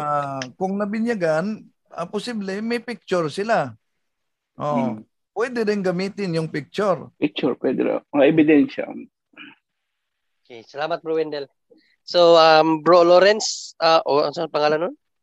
Bro Noel pala. Noel Orense. So bro, yun ang sagot bro, no? So need mong itanong sa mga ninong-ninang kung meron at maghalongkay ka sa mga mga pictures nyo. Baka meron kayong naitago kahit isa man lang na nabinyagan nga yung bata. No? So dito na tayo sa mga magtatanong. Kay Loloy Angelia, paki-unmute kapatid. Okay, magandang gabi sa lahat ng mga host sa ating Punto por Punto. Yes, good evening, magandang bro. Gabi. Good evening, Bro John Ray. Congratulations sa magandang mo. Salamat bro. Talakayan kay Pastor ng End Times. Itong tanong ko ay tungkol po sa isang ministry kasi kami dito sa Mindanao. Nangyari dahil siguro sa careless na mga may authority kaming ng Blessed Sacrament sa aming chapel. Ngayon, isang kaabag namin or lay minister nang kumuha siya ng Blessed Sacrament ay nabuhos ito, aksidenteng nabuhos. Matatawag ba natin yun na sacrilege o ano ba? Okay, tanong natin yan sa ating mo rin si Bro Angel ng Japan. Isa rin siyang lay minister, Bro Angel. Po. Dati po. Okay, Brad, ano po yung naano nyo, brother? Ano yung natapon? Parang galing sa sa tabernacle ng binuksan niya, aksidenteng na nabuhos o nayabos sa Bisaya pa. Nabuhos po ang alin? Yung mga sa consecrated host? Yes, consecrated host. Lahat po yun? Yung nasa medyo marami. Lalagyan po ng siborium? Nasa siborium? Nasa silupin pa kasi yung sa bag niya ng inano niya na hindi niya alam na may butas na yung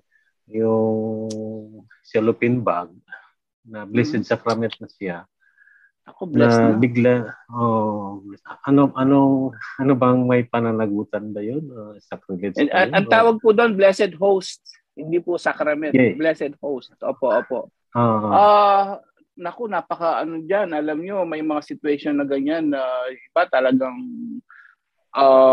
traditionally, pag ganyan na, pag blessed host na po ang pinag-uusapan. Yung iba, nagpa-fasting pa sila, nag-ano sila, but ito po kasi ang pinaka diyan, mayroon po kasing general instruction na tinatawag niyang Roman Missal, yung sa misa. tungkol sa mga communion, hostia. So according naman dito po sa General Instructions of the Roman Missal natin, yung paragraph 390, it's up to the conferences of bishop to decide on the adoption indicated in these general instructions. Ibig sabihin, in order of the mass. So, ang bishop po at ang pare, siyempre, ang bishop ay ang representative niya yung pare. Ang pinaka po diyan, mas kung delikado po kasi yan dahil na sacred host. Yes. May mga proseso po kaming ginagawa pag ganyan, although di pa nangyari yan, no? Kahit nga yung natapon, very sensitive tayo sa ganyan, talagang nilalagay sa isang so ibinabalik namin sa pare. And then ang pare po kasi talaga mag-decide niyan, na kapatid, lalo na yon, medyo marami-rami yung sacred host. Mayroon silang proseso diyan yung mga pare. Opo. So better you have to yung authority po ng sila pong sabi nga discretion nila yan kung ano yung pwede nilang gawin. Lalo na ngayon latest yung mga Roman missals natin, yung mga bagong batas po sa ganyan sa host, medyo minsan nagbabago yan. So it's better ang pinaka-latest na diyan, ang decision niyan sa pa rin sa po isabihin niyo kagad, sinabi niyo sana na kagad dun sa parish priest niyo. Para mas binanggit hindi niyo pa nasabi? Hindi pa namin napaabot sa aming kura paroko. Very sensitive ang kura paroko sa ganyan, ang mga parish priest. Medyo sila, sensitive. But considerate naman po sila. So you try to ask them. Pero malaking po yun malaking, it's a very, very big deal. Lalo na po yung sacred host. So iba-iba po kasi ang paraan ng ginagawa nila diyan. Yung iba naapakan, yung iba naanuhan. There's mayroon ang authority na lang po, that's the best thing to do. As soon as possible, talk to bago lumala ang problema. Talk to your yung priest, parochial priest niyo po. Apo. Okay. Salamat do, Angel. Okay. May pangalawa pa akong tanong, John Ray, kung pwede pa. Kasi bago lang tayo nag-celebrate sa sa Alliance of Two Heart, ang 24 sa Sacred Heart, yung 25 Immaculate Heart of Mary. Na nag-share ako sa itong dalawa sila ang bagong Adan and Eve. Saan ba tayo kasi may natalakayan akong isang Sabadista, hinanapan ako ng pruweba sa Biblia kung may ipapakita ba ako na talagang si Jesus at si Mary ay ang bagong Adan and Eve. Okay, so okay, Bro Tata, meron ba noon sa Biblia daw na si Mama Mary the new Eve at si Jesus ang new Adan? Okay, maraming salamat sa magandang tanong. Actually, kung basahin natin ang Genesis 3:6, yung Eva, yung sa sanas ni Satanas, di ba?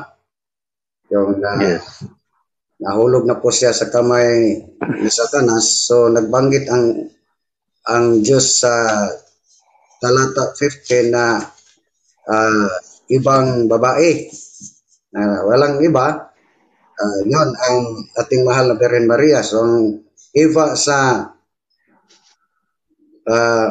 Genesis 3:6 ay naging afi sa bagong tipan, yung Mama Mary.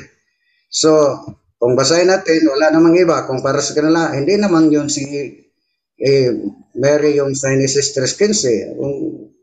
Para sa kanila, hindi yun si Mama Mary. Sino po ba yung babae dyan? So, kung tingnan natin, pati yung mga hula ng mga propeta Isaiah, 7:14, at saka yung sa banggit yan sa awit na Solomon 4:7 na binanggit isang babae na magsilang ng isang sanggol, at saka awit 6:10 hanggang 6:9 hanggang 10 na isang babaeng mapagpala, di ba? Hindi na lang natin basahin.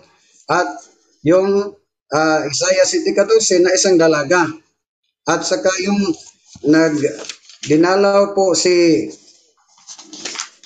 si Angel Gabriel kang Mama Mary, di ba? Ninalaw.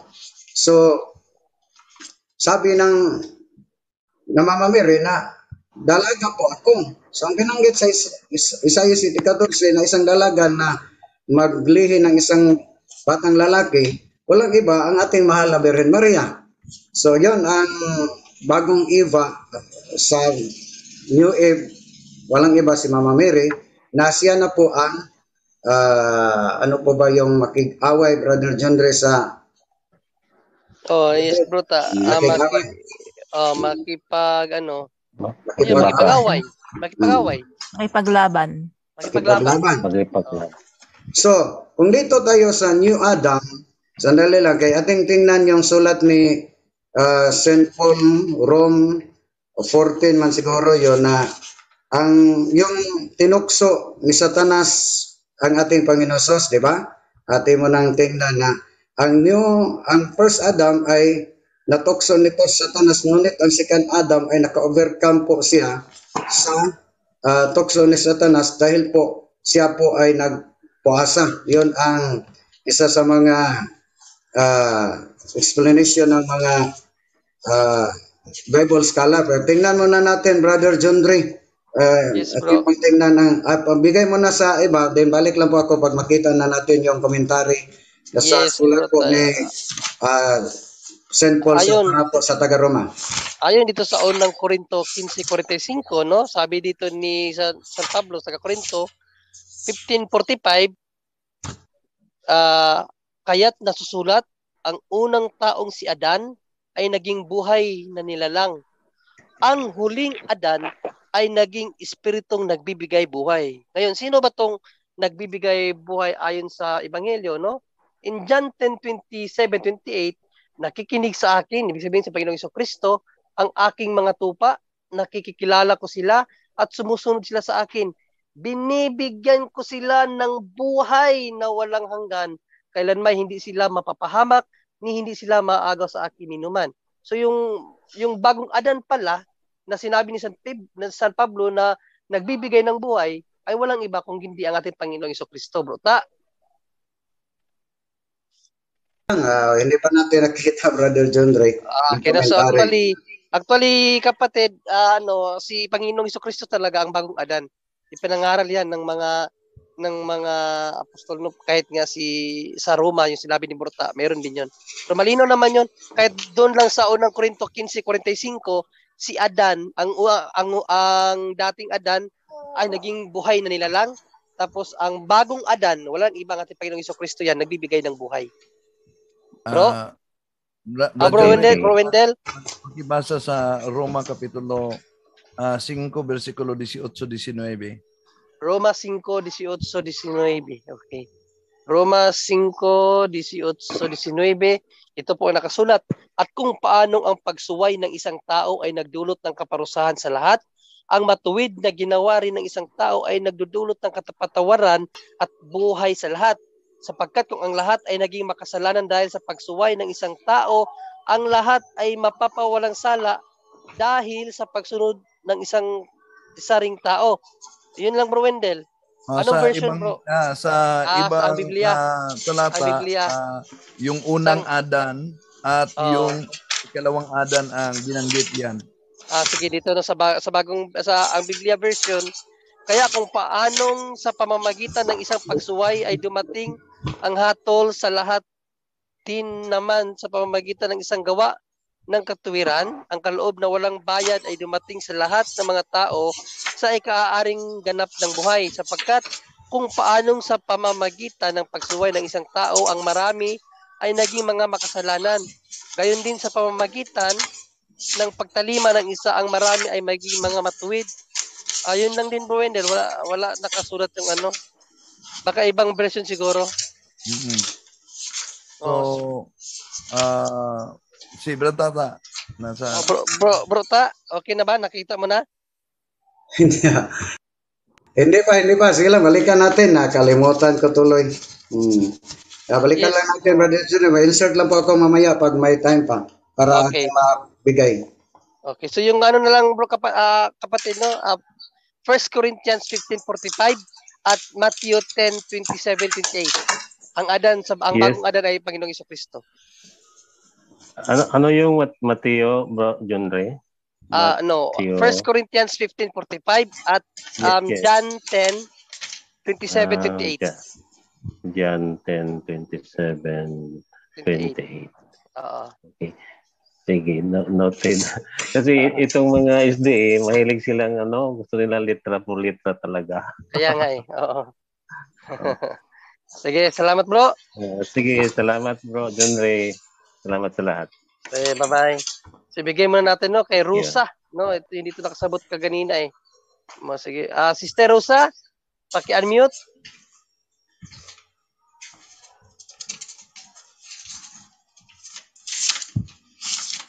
Sister Rusa? Paki-unmute, sister. Bro, John Ray. Bro, nakita na natin yung isang komentary at insert muna. Sige.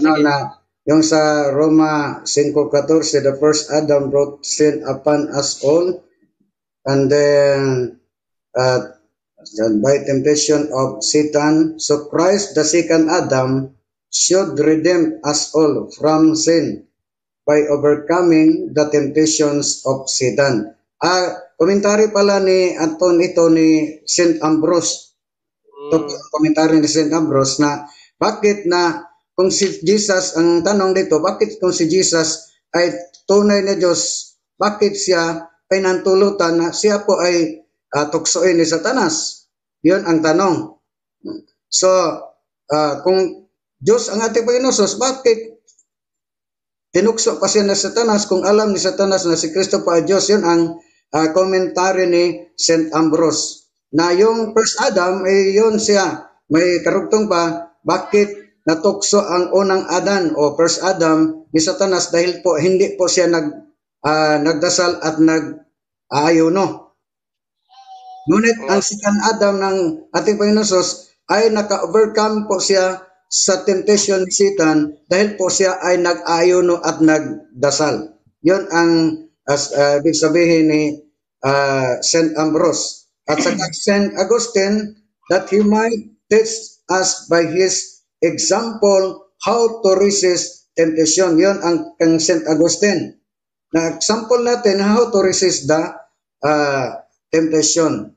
Good example po si Jesus. Yun ang komentary nila sa Roma 14, ang Roma 5:14. Yun, Brother John Ray, ang second Adam, gikonfirm na ang second Adam, walang iba ang ating Panginoon Sos, at naka-overcome po siya sa temptation ni Satanas dahil po siya ay nag-aayuno at nagdasal.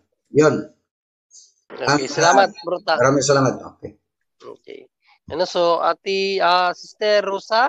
Hello po. Ayun. Okay, sister. Okay. Good evening po, brother.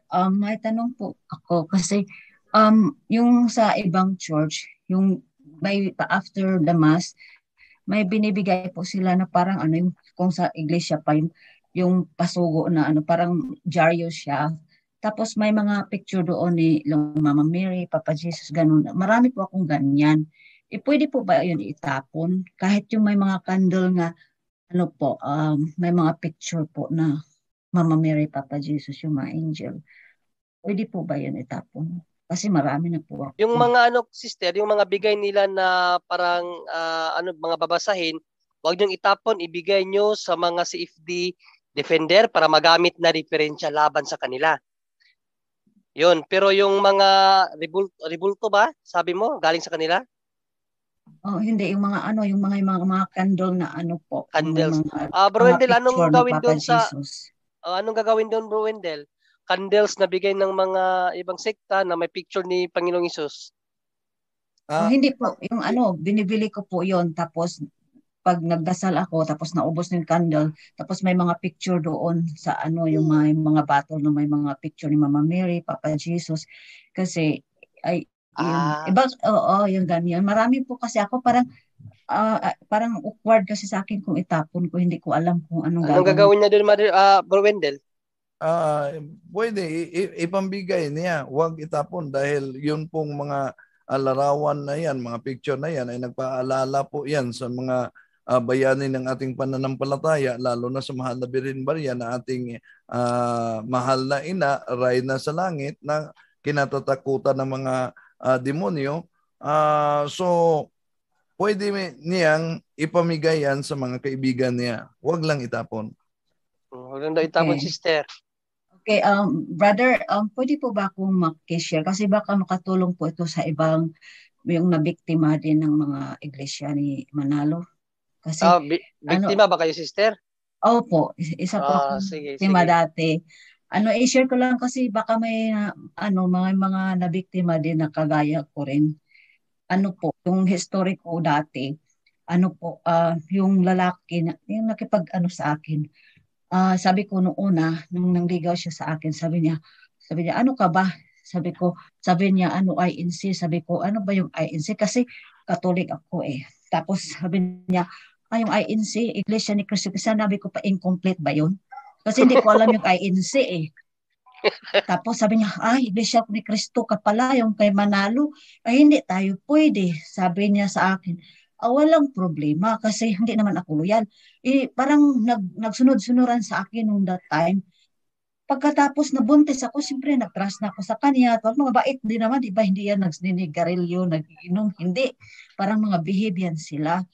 Tapos nung naging kami na, nabuntis ako. Siyempre wala naman tayong pills na ganun. Kasi confident ako. Nung nabuntis na ako, pinipressure doon na ako, parang na yung buhay ko doon. Pakasalan daw niya ako kung magpa-convert ako ng simbahan nila. Takot na ako noon kasi nagtatrabaho ako dati sa Puerto Princesa. Tapos, wala na akong komunikasyon sa nanay ko, sa pamilya ko, kasi natakot na ako paano kong gagawin kasi buntis ako, ayaw ko rin i-abort. Hanggang sa sumama na ako doon sa Guimaras, sa Iloilo, Ilonggo. Sumama na ako doon, tapos wala na akong komunikasyon sa nanay ko, hindi ko alam kung paano gagawin. Tapos, hindi ko na matanggap na nagsimba-simba na ako doon sa kanila kasi para lang makasal. Ang daming magsasabi na okay lang yun, ganun lang naman, wala namang makapagligtas na mga relihiyon na yan, ganun.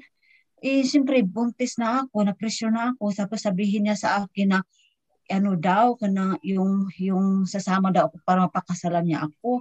Alam mo ba, brother, nagsimba-simba na ako doon sa kanila mga few times kasi bautismohan daw ako nila. Tapos, nung nagsimba-simba ako, ilang beses ako na naginip doon na may mga cross, mag-procession si Mama Mary, parang guilty ako paglabas sa simbahan. Pagkatapos nun, nung nag-into na ako, ayaw ko na.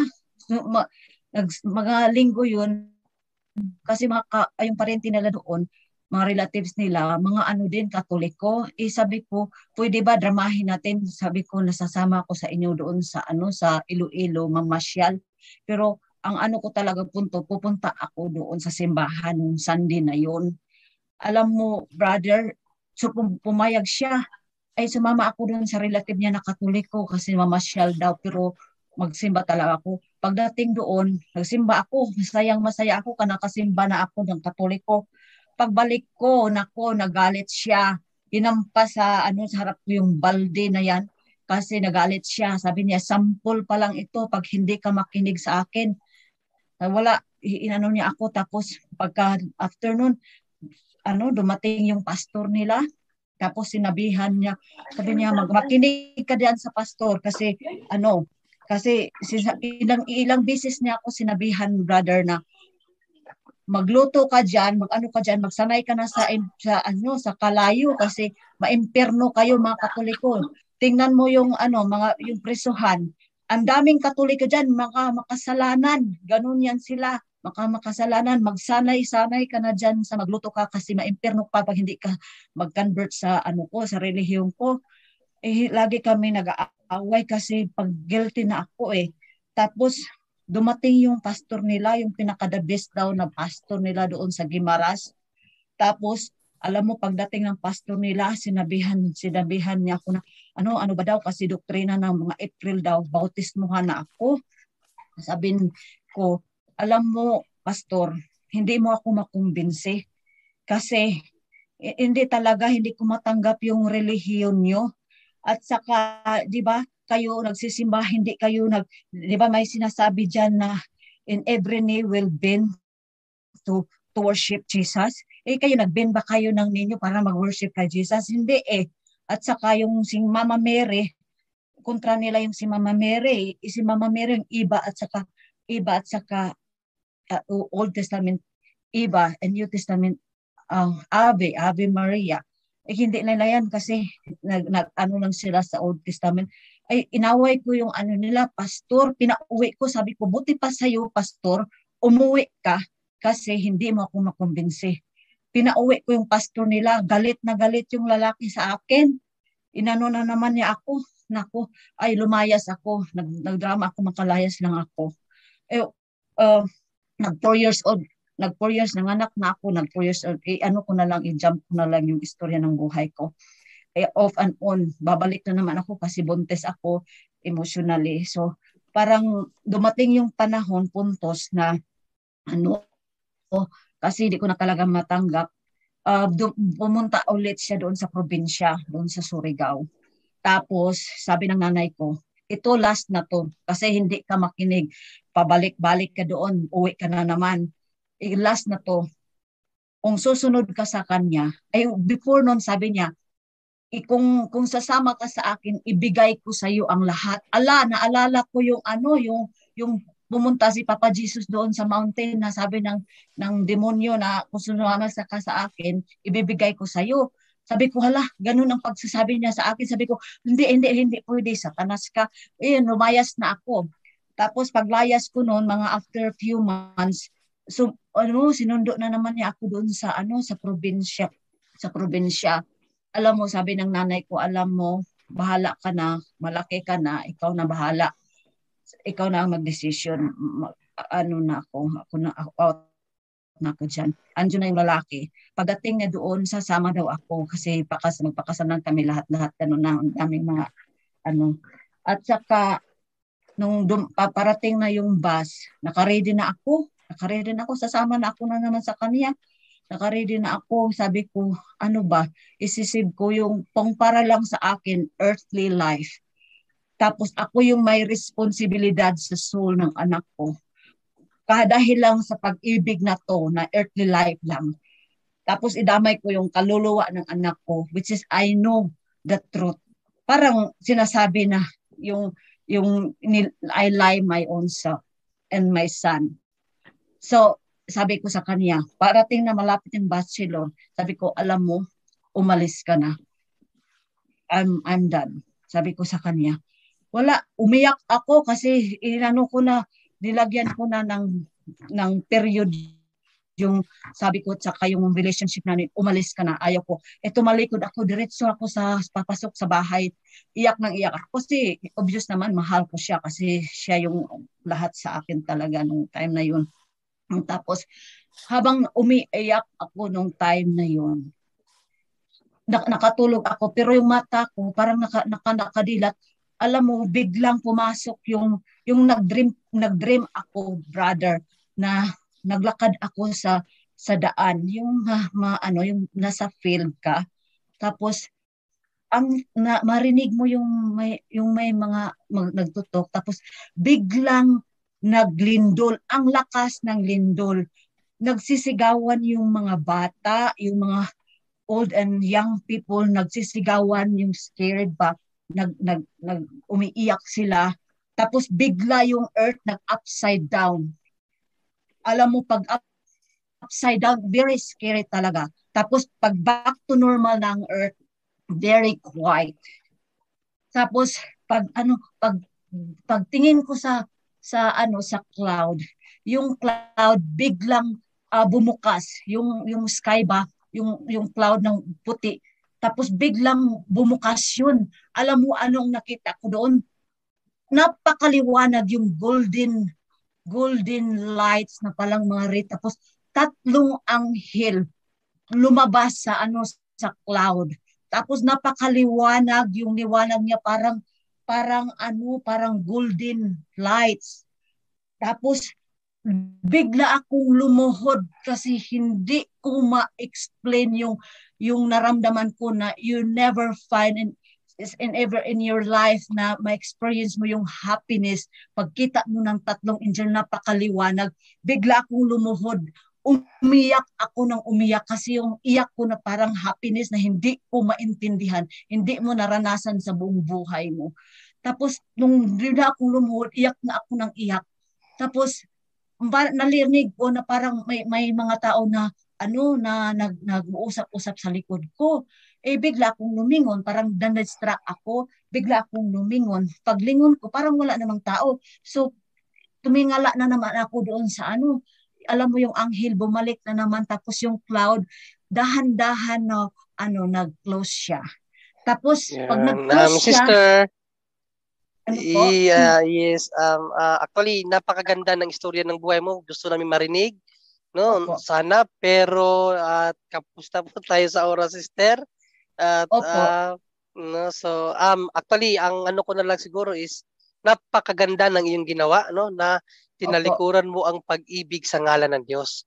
No, kasi mayroon kasing iba nating kapatiran na iniwan ang Diyos dahil sa pag-ibig. Ikaw hindi, no? Ginawa mo, tinalikuran mo ang pag-ibig dahil sa Diyos. At may pangako ang Panginoong Jesucristo diyan na sino man ang umibig sa akin, iniwan ang kanyang pamilya, asawa, mga anak para sa kaharian ng Diyos, ay tatanggap ng buhay na higit pa, no, sa kaniyang tinanggap sa buhay na ito, at sa susunod na panahon ay tatanggap din siya ng buhay na walang hanggan. So maigi na ginawa mo yun, sister, para manatili, no, sa katawan ng ating Panginoong Jesucristo, which is the Catholic Church. Tapos yung ecstasy na naranasan mo, siguro it's good for you para matumibay lalo ang iyong panampalataya, na hindi ka malihis talaga sa katotohanan na nalaman mo na ang simbahang Katoliko talaga ang tunay na katawan ng ating Panginoong Jesucristo. So, sister, good luck sa career, no, sa buhay mo, sa pagpapalaki ng iyong mga anak. At palaging magrosaryo, sister, palaging magsimba, palaging mangumunyon, no, palaging mangukisal. Para talaga po ako. Yan, para lalong tumibay ang iyong faith at maipasa mo yan sa iyong mga anak. Pero sa ngayon, sister, pasensya na po dahil naubusan na po tayo ng oras, at pasensya na rin, no, sa mga hindi na napagbigyan, na may 9 pa na nakapila, mga kapatid, wala na po tayong oras. So, better luck next time. Salamat, sister. Salamat. Ano pangalan mo, sister? Sister Ruda? Rusa po. Rusa. Salamat, sister, sa pag-share mo sa amin ng iyong buhay, no? Isang huwaran na hindi dahil ikaw ay umibig na, iiwan mo na yung simbahan ng Diyos dahil sa iyong pag-ibig. Maganda yung ginawa mo, sister. Isang huwaran yun para sa mga babae, no, na usually biktima sa pag-ibig. So, ngayon man, sister, maraming salamat. Thank salamat you po. Salamat. Good at night po. Bigay natin, no, kay Bro Wendell ang huling mensahe para sa gabing ito. Bro Wendell. Okay, maraming salamat at sana magpatuloy kayo sa pag-aral sa ating pananampalataya upang isabuhay natin ang ating pananampalataya at sagutin ang mga maninira sa ating pananampalataya, dahil sa Canon Law 229, lay people have the duty and the right to acquire the knowledge of Christian teaching so that they may be able to live according to this teaching, to proclaim it, and if necessary, to defend it. Meron po bang necessity na idipinsa natin ang ating pananampalataya?